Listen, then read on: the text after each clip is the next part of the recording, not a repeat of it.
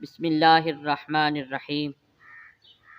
دیکھیے، جب ہم پانی پیتے ہیں، پانی پینا ہماری ضرورت ہے، لیکن اگر ہم پانی کو حضور کی سنت کے مطابق پئیں گے، آداب کے مطابق پئیں گے، تو ہماری پیاس جو ہے وہ بھی ختم ہو جائے گی اور ہمیں ثواب بھی ملے گا۔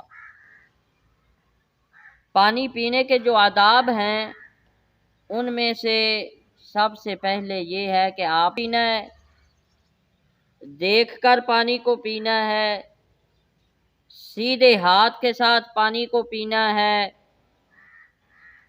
اور 3 سانس کے اندر آپ نے پانی کو پینا ہے۔ 3 سانس ہو جائیں، 2 سانس ہو جائیں، لیکن پانی کو دیکھ کے پینا ہے۔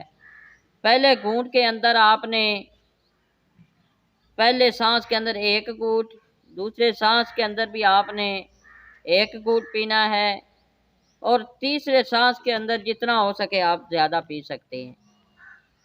حضرت سیدنا ابن عباس رضی اللہ تعالیٰ عنہ ارشاد فرماتے ہیں کہ آقا کریم صلی اللہ علیہ وآلہ وسلم نے ارشاد فرمایا کہ اونٹ کی طرح پانی نہ پیا کرو جس طرح اونٹ پانی پیتا ہے، بلکہ پانی کو 2 یا 3 سانس کے اندر پیا کرو۔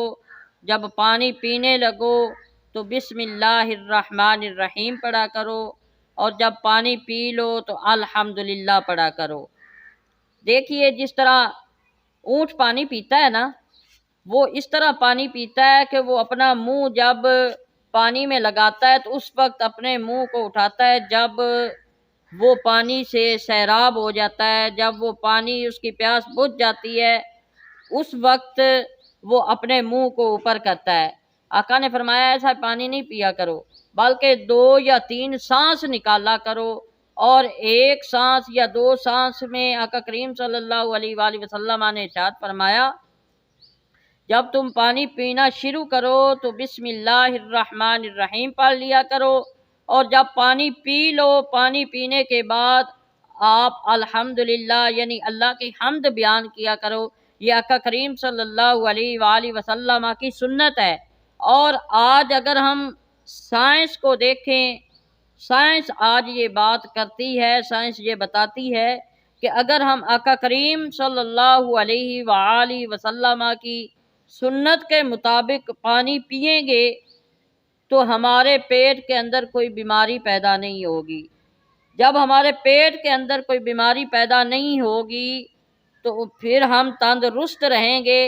اس کا واحد حل یہ ہے کہ ہم جب پانی پئیں تو آقا کریم صلی اللہ علیہ وآلہ وسلم کی سنت کے مطابق پئیں۔ اللہ رب العزت ہم سب کو عمل کی توفیق عطا فرمائے۔